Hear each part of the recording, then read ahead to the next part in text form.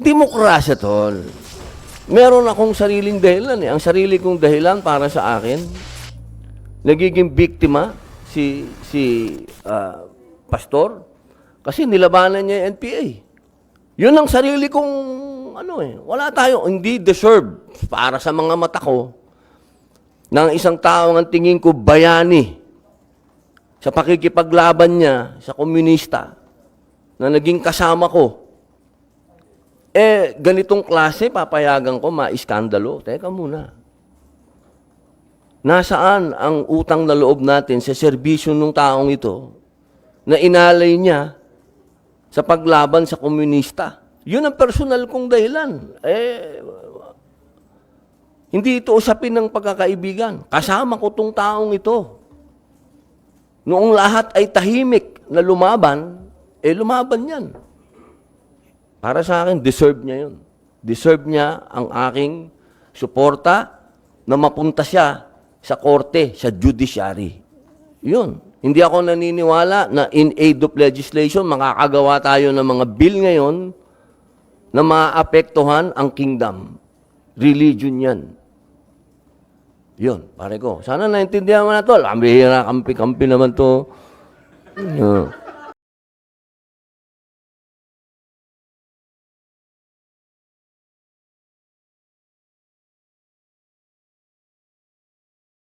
So mga kabanet, ito pa lang isa sa mga dahilan kaya ipinagtanggol ngayon ni Senador Robin Padilla si Pastor Kibuloy dahil doon sa paglaban sa mga makakaliwang grupo. At ayon pa kay Senador Robin Padilla, yan daw yung dahilan, no? Isa sa mga dahilan kaya ginigipit ngayon si Pastor Kibuloy dahil dito dahil doon sa pakipaglaban o kumbaga lumaban sa makakaliwang grupo. At pinalagan niya rin yung balak ni Risa Hontiveros na ipapaaresto itong si Pastor Kibuloy. At ngayon nangangalap ng mga kasamahan si Senador Robin Padilla para tututol doon sa plano ni Risa Hontiveros na yun nga, pagpapaaresto kay Pastor Kibuloy. No, pinalagan niya. At yun din yung dahil daw ay parang hindi na daw maganda yung takbo ng hearing, hindi na daw in age of kumbaga hindi na daw wala na daw sa tono yung parang wala na sa tono itong pagdinig sa Senado sa pamumuno ni Risa Hontiveros. No, marami nang pinupulot ng mga testigo. At yun daw ay nakatakip pa yung mukha. Hindi na daw ito in age of legislation. Hindi na daw yan. Kaya parang iba na yung takbo. So ito panoorin nyo mga kabanat na itong sinasabi ni Senador Robin Padilla. At kayo daw kamusta dito mga kabanat.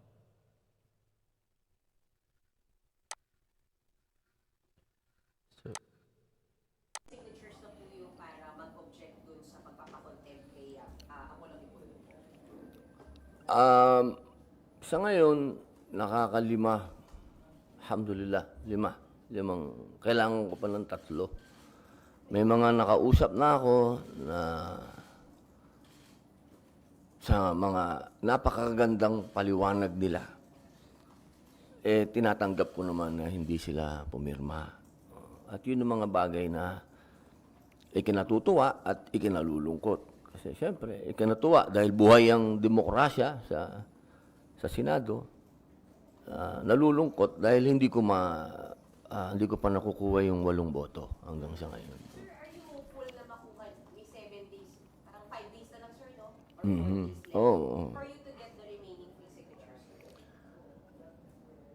Inshallah, personal akong tumatawag, personal akong humihingi ng kahit na 5 minutes doon sa mga membro.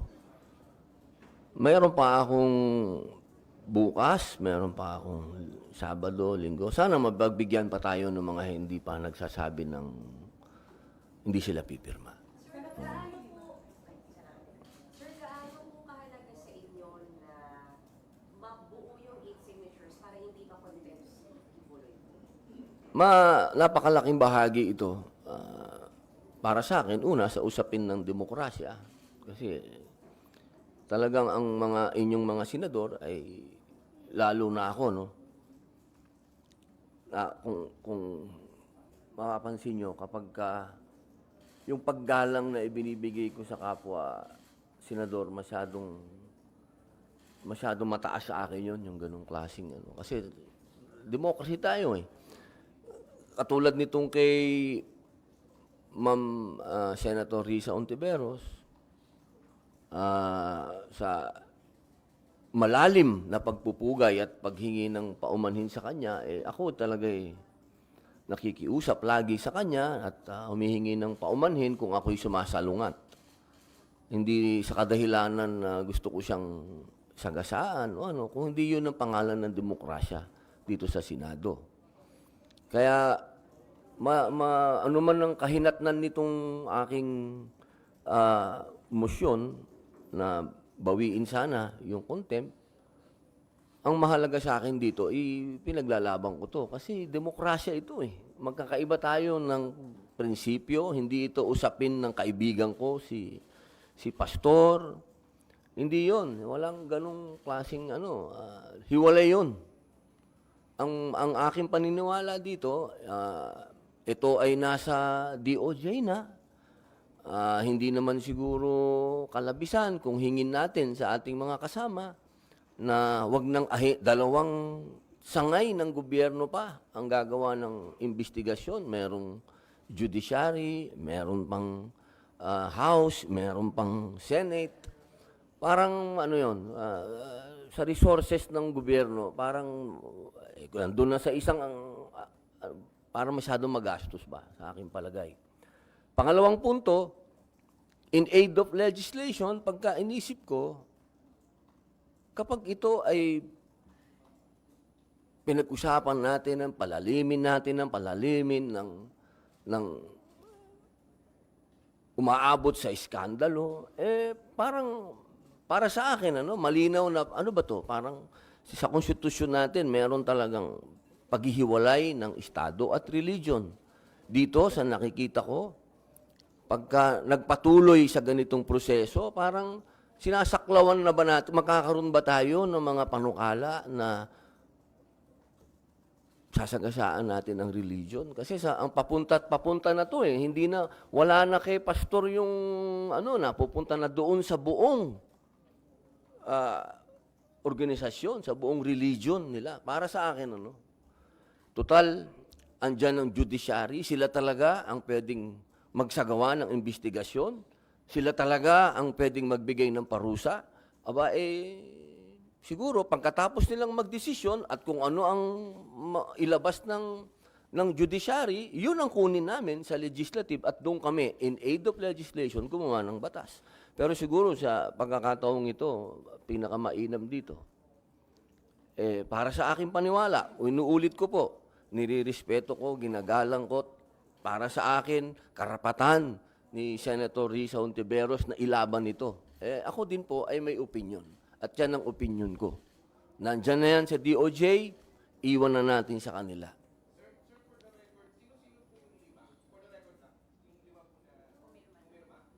Siyempre, sayang nga dahil ang kailangan pumirma dyan, mga miyembro.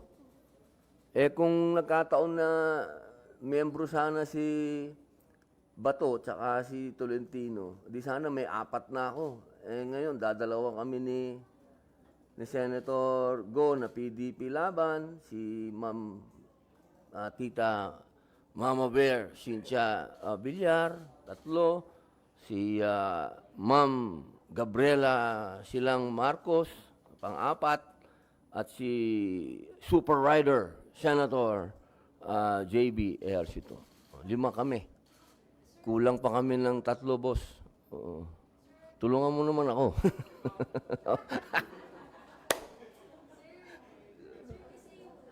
Sa tatlong hearings, sir, ang daming witnesses na nilabas sa committee ni Senator Risa.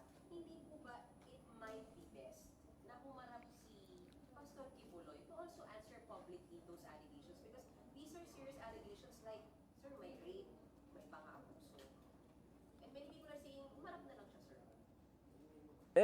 Sa akin kasi, mahalagang-mahalaga sa akin ang testimony ng mga nag-a-accuse. Kasi, yan ang pundasyon ng ating konstitusyon. Ang sabi ng konstitusyon, ikaw ay inosente hanggat ikaw ay hindi napapatunayan na nagkasala. Okay, napakahalaga nun. At yun, nag-a-apply yun sa akusado at nag-aakusa. Diba? Ngayon, pag ikaw ay nag-aakusa, dapat, para sa akin, hindi ka dapat, una, natural lang na matakot. Natural lang yun. Pero, kung yung pinaglalaban mo at yung ginawa sa'yo, gusto mong magkaroon ng sapat na kaparusahan at maging aral at magkaroon ng mga batas patungkol dito, dapat nakikita natin ang muka. At dapat din, kung sino yung naakasuhan, lalong-lalo na sa mga pagkakataong ganito, na ang pinag-uusapan natin ay hindi lamang tao, isang tao. Pag sinabi natin kasi na si Pastor Kibuloy, religion nito. Sana mas maintindihan natin na itong kaso na to, hindi ito usapin lang ng isang tao. Ito ay usapin ng isang pananampalataya. Mahalagang natin yon, ilagay natin wag natin ialis ang usapin na yon sapagkat meron tayo sa konstitusyon na paghihiwalay ng religion at ng estado. Kaya sana para wag na tong lumaki, para sa akin, andyan na sa DOJ, hayaan na natin sila. Sila na, antayin natin kung ano ang kanilang desisyon, anong findings nila, kung ano ang ipaparusa, kung may nagkasala. Then from there, doon tayo gumawa ng in aid of legislation. Wala tayong magiging usapin ng nagkaroon ng trouble, nagkaroon ng gulo, yung mga ganun. Some people are also saying in the spirit of fairness, lahat naman ng resource person, sir, pag hindi talaga dumarating na kukontempt at naaaresto, bakit daw si Pastor Kibuloy? Why will he be an exemption, sir? Kung maalala mo, ako wala akong relasyon kay Aguila, yung isang kanilang kanilang inimbestigahan. Hindi ako pumunta kahit isang hearing nun. Kasi sa loob ko, nasa loob ko na yon na pagka ganito na ang pinag-uusapan natin ay grupo ng mga taong may pananampalataya. Nasa akin lagi yung teka muna. Medyo mag-ingat tayo sa usapin na ito. Hindi ito, yung hindi ko pagpunta doon, isa na yung, lahat naman ng hearing dito, kung pwede puntahan ko Pero yung hearing na yun, talagang hindi ako pumunta. Kasi nandun ako. Hindi ito bago. Itong kay Pastor Kibuloy, yun uli ang posisyon ko.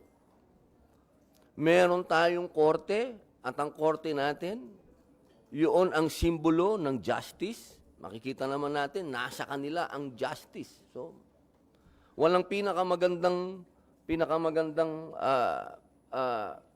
avenue para humingi ng hustisya ang mga biktima, kung meron. Isa hustisya dito sa mga judge na pwedeng magbigay ng kanilang hukom.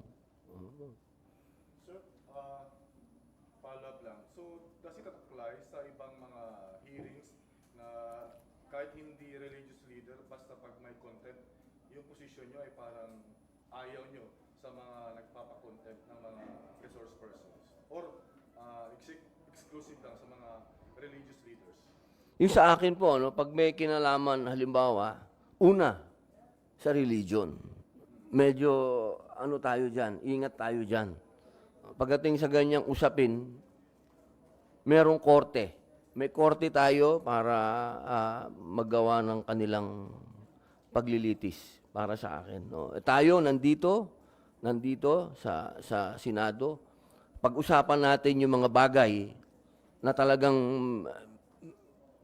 may kinalaman at makakagawa tayo ng mga batas na sa palagay ko, unang-una ekonomiya natin. Unahin natin yun. Sir, sorry, last na lang, sundot lang. Paano yung tinatanggap yung mga backlash, yung mga negative comments sa inyo sa social media dahil siyempre yung pagkampi nyo kay Pastor Kibuloy na controversial at hindi naman lahat ng milyong Pilipino ay naniniwala na siya ay inosente. Oo, pero masyado namang diretsahan yung kumampi. Hindi man ako kumampi, tol. Ito naman, oh. Masyado naman panghuhusga yan. Isa ka dun, eh. Oo. Masyado mo akong hinusgahan. Ang tawag dyan, demokrasya. Bilib pa naman ako sa balbas mo. Ikaw talaga, akala ko naman, kaisa kita. Hindi, ano yan, democracy. Democracy. Meron akong mga, katulad nung kinausap ko si Ma'am Risa, meron tayong mga personal na dahilan, pare, na pag sinabi ko sa public, kasi lagi sinasabi ng publiko, hindi man lang niya sinabi kung ano yung dahilan niya. Basta sinalungat niya yung sinabi na yung contempt. May mga bagay kasi na pinag-usapan namin ni Ma'am Risa na para sa akin, yun ang sinabi sa akin ng imam ko eh. Naging un-Islamic ako nung first hearing. Kasi hindi ko nasabi sa kanya na ang posisyon ko ito. Bigla lang ako nagsalita. Kaya nung pangalawang hearing, humingi ako ng 1 minutong suspension. Nagpaalam ako sa kanya na ito ang posisyon ko. Personal ko to. Ito ang aking paniniwala. Buong paggalang sa'yo. Hindi ako yung klase ng tao na mag-grandstanding sa hearing at pagiging chairman ni Ma'am Risa. Aagawin ko sa kanya. Ayokong mang sapaw dito. Kapag meron ng tinatanong kayo sa aking media tungkol sa ibang committee, ang lagi kong sinasabi, teka, hindi ako spokesman ng committee na yan, nakakahiya doon sa chairman. Kasi ayokong mang-agaw. Hindi ko naging ugali yun. Ngayon, kung ang tao, sinasabi mo na kinakampihan na, mabihira naman yung kinakampihan. Demokrasya, tol. Meron akong sariling dahilan eh. Ang sarili kong dahilan para sa akin, nagiging biktima si pastor kasi nilabanan niya yung NPA. Yun ang sarili kong wala tayo, hindi deserve para sa mga mata ko ng isang tao ang tingin ko bayani sa pakikipaglaban niya sa komunista na naging kasama ko. Ganitong klase papayagan ko maiskandalo. Teka muna. Nasaan ang utang na loob natin sa serbisyo ng taong ito na inalay niya sa paglaban sa komunista? Yun ang personal kong dahilan. Hindi ito usapin ng pagkakaibigan. Kasama ko tong taong ito. Noong lahat ay tahimik na lumaban, lumaban yan. Para sa akin, deserve niya yun. Deserve niya ang aking suporta na mapunta siya sa korte, sa judiciary. Yun. Hindi ako naniniwala na in aid of legislation, makakagawa tayo ng mga bill ngayon na maapektuhan ang kingdom. Religion yan. Yun, pare ko. Sana naintindihan mo na to. Bihira, kampi-kampi naman to.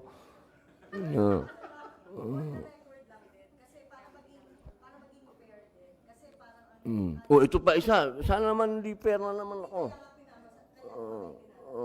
Para lang maging fair, masagot nyo rin. Kasi ang sinasabi ng mga sa social media, lumalabas na, ay hindi, napag-utusan lang yan. Napag-utusan na si Senator Robin para mag-check. Kasi daw po close si Pastor Kibuloy kay dating Pangulong Duterte. Paki-clarify. magandang tanong yun. Kasi,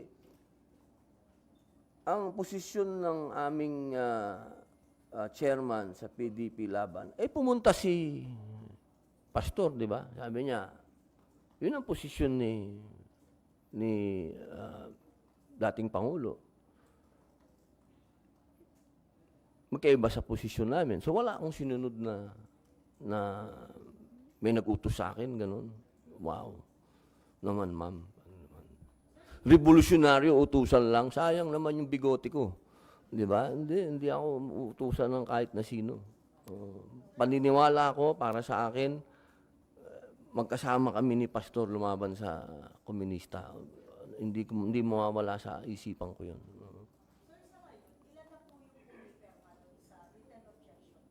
Lima po. Opo.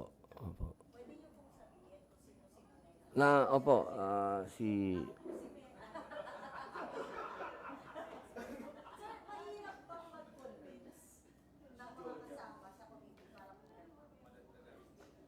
Yung salita kasing convince, parang ano yun eh. Hindi ko pang naman ginawa yun. Kasi nirespeto ko naman lahat ang posisyon ng bawat senador. Siguro mas magandang magpaliwanag. Yun, nagpapaliwanag. Ipapaliwanag ko kung bakit ko sinalungat, yung ganun. Hindi naman mahirap magpaliwanag. Siyempre, magpapaliwanag din sila. Binibigyan natin sila ng pagkakataong magpaliwanag. Katulad ni Senador Grace po, napakaganda ng kanyang paliwanag kung bakit hindi siya pipirma. Ganun din si Senator Raffy Tulfo. Yung demokrasya to eh. Hindi natin kailangan personalin yung mga bagay na mga ganito. Kaya ako hindi ako titigil na makumbinsi yung iba pa. Halimbawa, si Ma'am Pia. Ma'am Pia ang di pa nakapirma, si Senator Mark Villar, yan. Magpapaliwanag tayo sa kanila.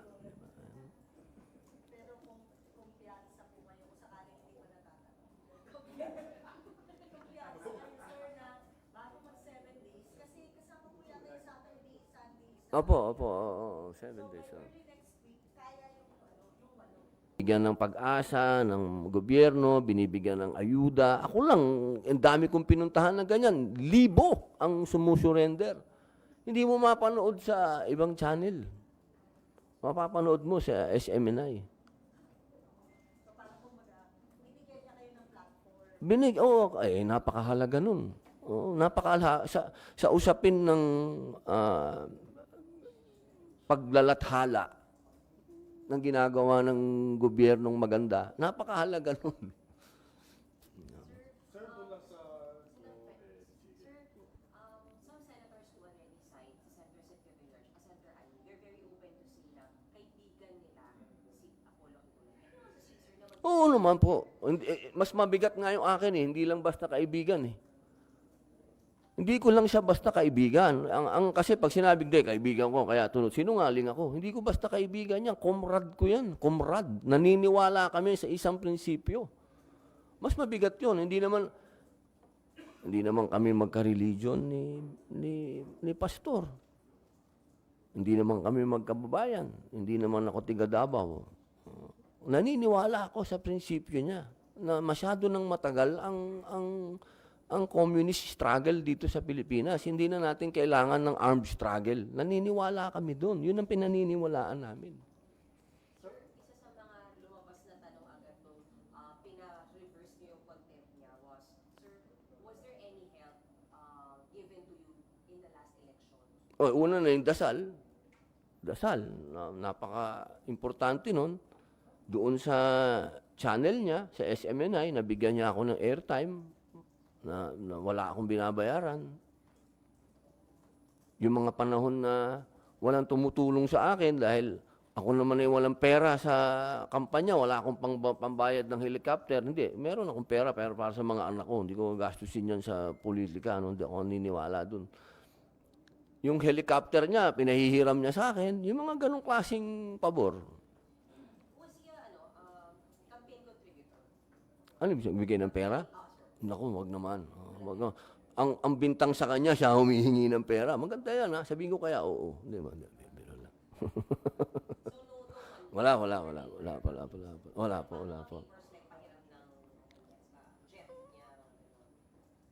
Ang sa akin kasi parang hindi naman yun para sa politika. Parang sa akin naniniwala siya na ako magiging instrumento ng Panginoon Diyos sa pagbabago ng bayan. Parang ganun.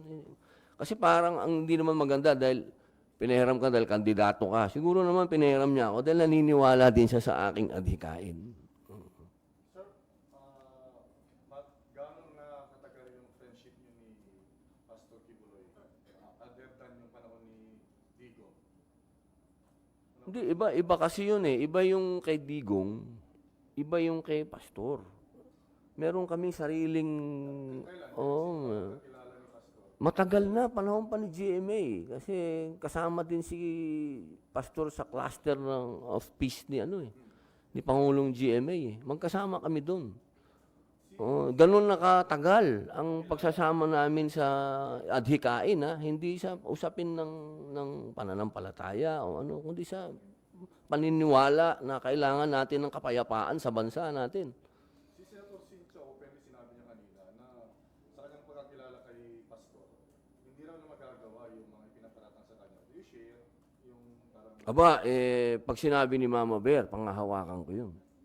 Oo, kasi siguro mas meron din silang pagkakakilala kay Pastor. Iba sa pagkakakilala ko.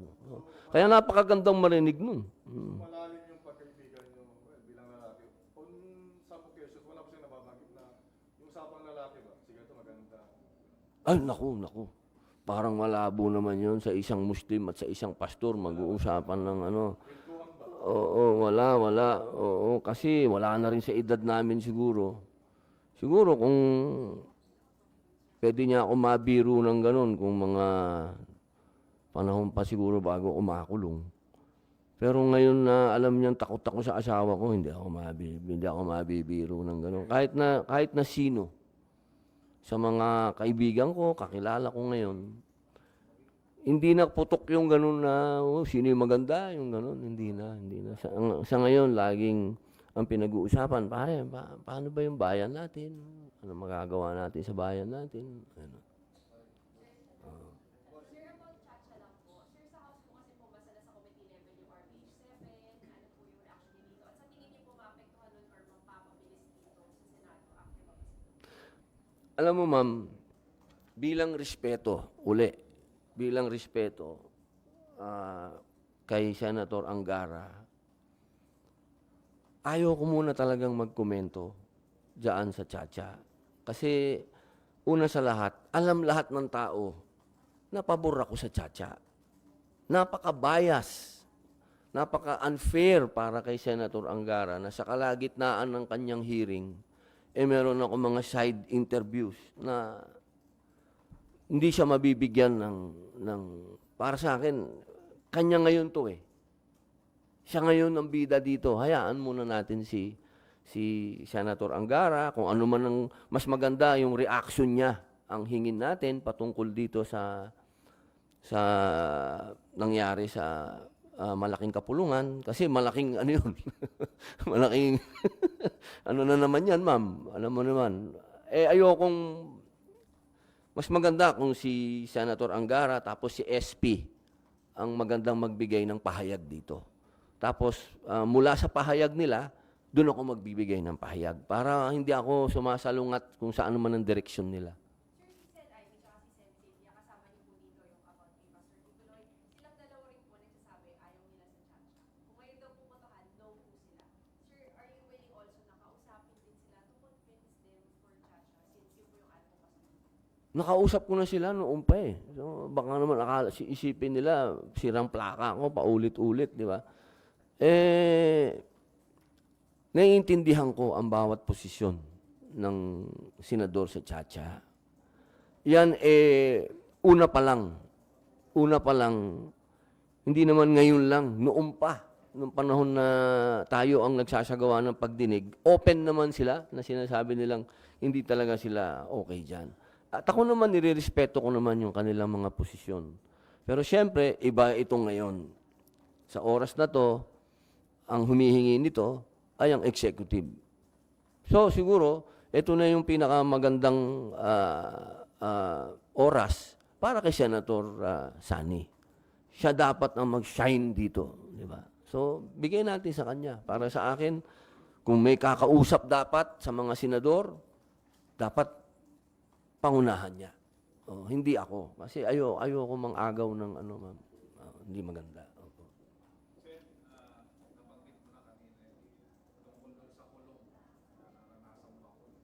Issue ngayon yung PNP, di ba? Papayagan na magdala ng light arms yung civilian. Sa inyong lately, nakita ka na rin, bisita ka sa San Gaston sa BGC. Ano yung ibang kasama niyong senador, ayaw na bigyan daw ng light arms yung mga civilian. Sa inyong panig, sir, saan tayo papanig dito ngayon sa issue? Napakaganda pong issue niyan. Sapagkat masarap nang magbigay ng mungkahi dyan kasi nakapagbigay na ng mungkahi dyan si SP. At napakaganda nung sinabi ni SP, sabi niya, sana magkaroon ng isang hakbang na yung mga bibigyan ng PNP ng karapatan na magkaroon ng long firearm ay maging reservist. Ang gandang ano nun para sa akin. Kasi tayo naman kung ano sabihin ng PNP, naniniwala naman tayo. Dapat paniwalaan muna natin yung sinasabi nila. At ganun din naman yung sinasabi ng ibang mga senador.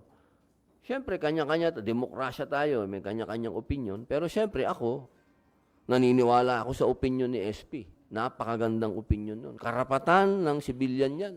Karapatan nilang magkaroon ng baril. Pero siyempre, pagdating dyan sa long firearm, dapat sana maging reservist sila. Mag-serve sila sa gobyerno. Magkaroon sila ng proper training. Kasi alam mo, ang problema sa bayan natin, hindi yung may lisensyadong baril at hindi yung... Ang problema natin dito, yung mga goons. Yung mga outlaws. Yan, no? Yung napakinggan yung sinabi ni Senador Ruben Padilla doon sa kanyang press conference, no?